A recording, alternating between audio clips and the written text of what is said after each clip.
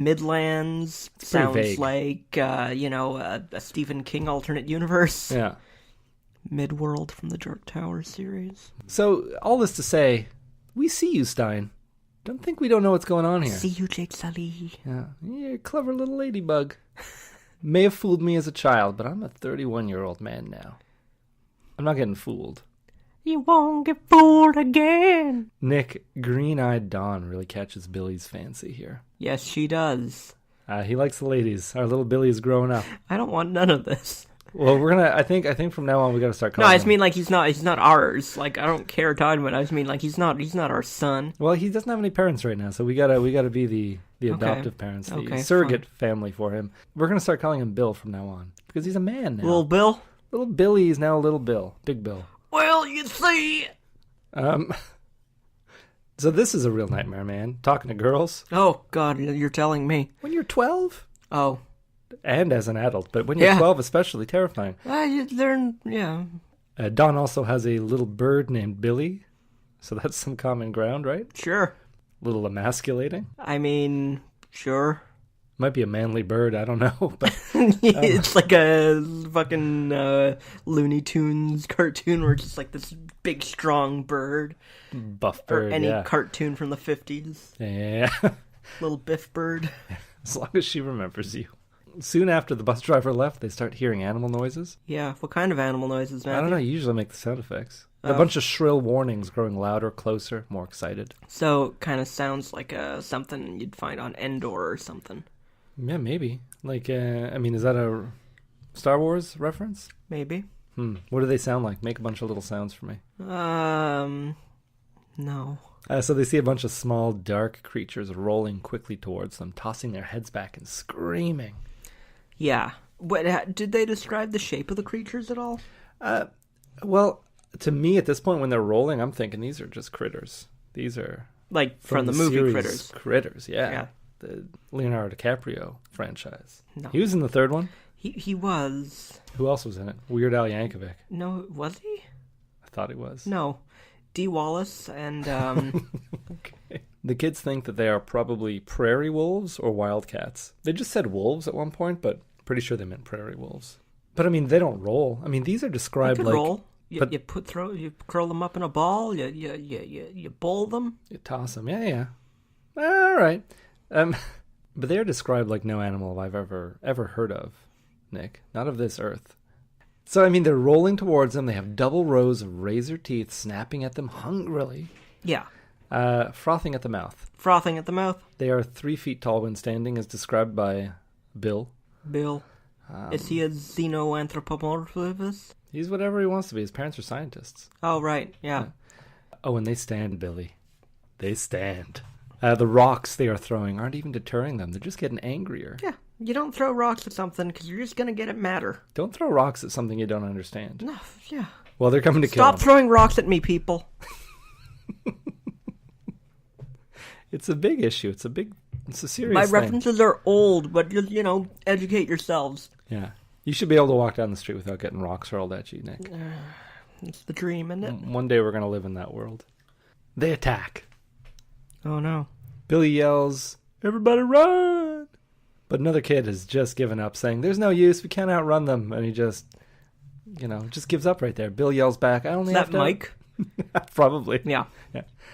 Bill yells back, "I only have to outrun you." Chowderheads. Billy falls, though. He falls. He's doomed. Gonna get torn up. You're gonna get torn up. Yeah.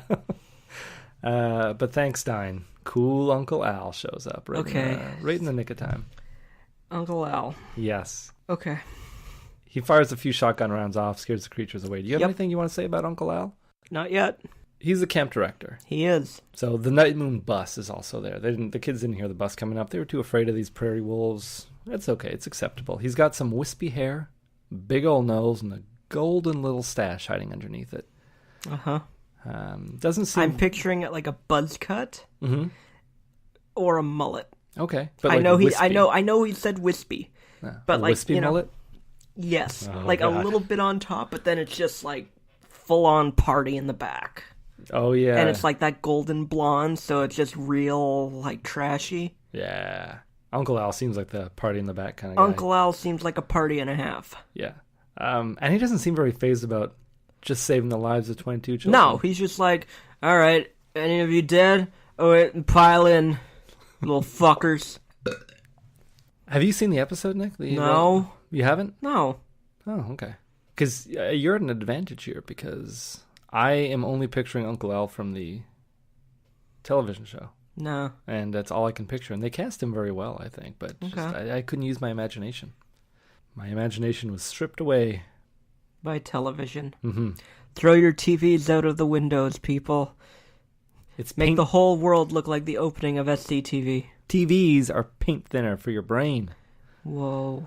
At the camp, Bill and Mike get assigned to cabin number 4, along with 2 guys that Bill was also checking out a lot on the bus, Jay and Colin. Okay. I think Colin is the one who's rocking a red bandana. Sure. And also their counselor, Larry, who's real righteous over his bed-making skills. Okay, Go ahead. Here's what I have. Okay. This is an older reference, everybody, so buckle up and get your Google machines out. But I'm just picturing Larry, regardless of the fact that he's like supposed to be like, what, 15 or whatever? I'm picturing stand-up comedian Stephen Wright. I don't know who that is. Okay, people might remember him as the voice of K. Billy in the super sounds of the 70s from Reservoir Dogs. Okay. He kind of looks like Weird Al, but like a depressed Weird Al. Oh, okay, that's a pretty good pull. I can picture him like that. So I'm just picturing all of his lines where he's just like, hey, we have supper in the cabin in a minute. Don't want to be late. I like that. Just like the indifferent, like, borderline, like, just like... Too many years in bunk 4? Too many years in bunk 4, okay, boys and girls. It's like, no girls. The girls are on the other side of the camp. Come on. Oh, well, someone pass that message along, then. Adjust your announcements, Larry. I finally read the dictionary. Turns out the zebra did it. So Larry, who's real righteous over his bed-making skills... Real Stephen Righteous. Oh, yeah. He's like, hey, kids. Try to make your bed as good as mine every morning. Come on, Larry. You won 2 bed-making competitions when you were younger. Never even made it to regionals. How long are you going to hold on to the past, Larry? As long as it'll let me. Larry leaves. Jay and Colin, now they're arguing over the softness of sheets. My mom uses Downy. Oh, they're rubbing it all over their cheeks. They're being like, oh, this one's softer, this one's softer. And then they're fighting over it. Do you think they have, like, sensitive, like, touch receptors on their cheek? Yeah, like skin. Ugh. Mike gets bit by a snake. Of course it would be Mike. It's like, oh, it hurts real bad. I'm tired of these motherfucking snakes in this motherfucking cabin. Look. And everyone's just like, whoa, you said the M word. Mother? Yes. And then they all start crying because they all miss their mommies.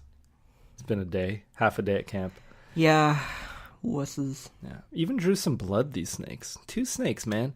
He runs off to find the nurse. But there is no nurse at this camp, Nick. Nope. As they later find out from Larry. There are no nurses here. Yeah, he laughs. Nurses fuck. If you get hurt here, you're on your own. Uncle Al doesn't believe in coddling. Illegal, Nick. You gotta have a nurse. You gotta have a nurse. I've been to camp. You've been to camp? We didn't talk about this. No, I've never been to fucking camp. You've never been to camp? No. Well, if you get... Other kids are hell. They really are. Like, I went to day camp for, like, 2 weeks one summer. Just day camp. Yeah. And, like, the kids were awful, and I was just like, fuck this. You said the T word. And you were never allowed back again. No, I just told my parents, I'm not going. Yeah. They were all little pricks. I'm outies, you said. You walked away. Oh, I it was just, I couldn't do it. No. Hated it. Back at bunk 4, the other boys try getting rid of the snake. They decide to wrap the snake in Mike's sheets and toss it outside. Yeah, that'll learn it. Yeah, Bill seems to think, though, that it can't bite through sheets. It just punctured Mike's skin. It works, though. They get rid of that snake. And then they're like, oh, let's take Bill's sheets back. He's going to want them. Full of snake, but whatever. At supper, the camp rules are discussed. No going across the lake to the girls' side. Strict bedtime at 9 p.m. Well, all right. Lights out at 9 p.m. Jesus. He just gets a shotgun and just starts shooting it into the air after every announcement. Woohoo! Camp! Love it! Camp! Yeehaw! He's also talking about bear He's attacks. just chewing gum. Big League Chew. Ugh. Bear attacks, Nick. Bear. Specifically bear attacks? Yeah, they ain't Strange. no joke. Strange. Specifically, I don't understand why. 2 kids just last year got all sorts of shredded up by bears. Yeah, the bears. Yeah. You know why? May not have been aware of the procedure for bear attacks. What is that? Do you remember what you do during a bear attack? When a die. fire starts to burn, there's a lesson you must learn. Something, something, then you'll see. You'll avoid catastrophe. So no. Same procedure as a fire, actually. You lie on your stomach and you cover your head. Wrong. You're supposed to blowfish, Matthew. What? You know how, like, you know, if you get small, like Steve Martin, then, like, yeah, his bear's gonna be like, oh, this is easy, I can just, you know, paw around with you. But if you make yourself big, like a blowfish does, like, to scare off enemies, then the bear will be like, oh, I'm not fucking with you, and then scamper away. Might be true for a man, but these are 12-year-old kids. The biggest they can be is still half the size of this bear. They'll still think you're being threatening. See, that's the thing. There's 2 theories of thought here, and none of them have been proven to work because everyone's been killed. Oh, okay. No, you stand up, you make yourself big. That bear, depending, if the bear doesn't want trouble, it might just walk away. If you're doing it near a den and it has this little bear babies, then it's just going to kill you because it's like, well, I was going to let him go, but now he's being threatening. He's blowfishing. I can't let this happen. Not around my children. No. Bite his head right off. But the other alternative, you lie on your stomach, you cover your head, like that bear paws around a couple times. Did that work for Leonardo DiCaprio? It did not. No. Do you think blowfishing would have worked for Leonardo DiCaprio? I don't know. I haven't seen the movie. If he just puffed his cheeks up and like stood on his tiptoes, like Kevin Smith. If he just, I want to see that movie. See if maybe everything could have been avoided if he just puffed his cheeks up. Yeah. There's also a forbidden bunk. The forbidden bunk. Yeah. And under no circumstances is anyone to go near it. Man, just call it a septic room or something. Yeah. We had Don't make it so alluring. Yes. Call it something enticing like Although, the forbidden I bunk. guess it's supposed to be. I guess, but still, it's like the kids are for sure going to understand that they shouldn't go to it. It's like the Shrieking Shack. Yeah, you go to it. You go to anything enticing that way. They're going to be all over that, those kids. We had an actual like septic room at the camp that we went to. But why? It was just a place where the septic tank was, but it was a little cabin built around it. Oh. And people said, that's the septic cabin. Don't go near it. You know what, Nick? And that's where all the counselors fucked. Yes, but it was actually a septic room. Right. But just, they wore, they put that stuff you put on your nose to, whenever you're around dead bodies. Yeah, like in Silence of the Lambs. Yes. That's a recurring theme today. Although it's not, because we can't keep the first part. For all those who are wondering what that first part was, we made a reference to a Bill Cosby Buffalo Bill crossover, and Nick deemed it inappropriate for the listening audience. I sure did. Given all the horrible things that Buffalo Bill did to women. Yeah. And what's more, Nick, is on the way back to their bunks, they hear shrill animal cries coming from that bunk.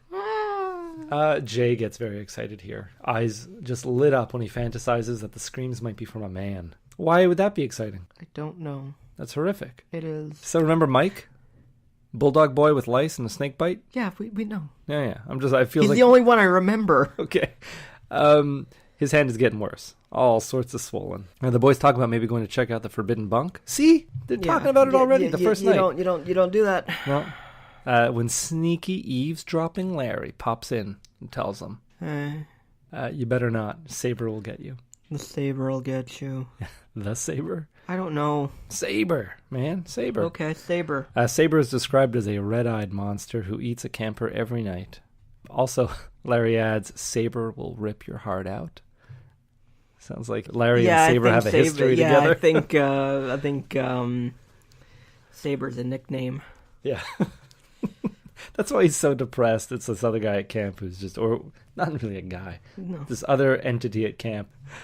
So the next day, this whole book is the segment. Terrible? The way that this book is organized, it just feels like a bunch of disjointed segments. Yes. And it doesn't flow. No, and it feels like all the things that are happening in it, which you'd think would have a different outcome, it just feels like it's everyone always turns the other cheek. Yeah. And then all of a sudden it's a new little story. And then something else happens, like, okay, for sure something's going to happen here, something of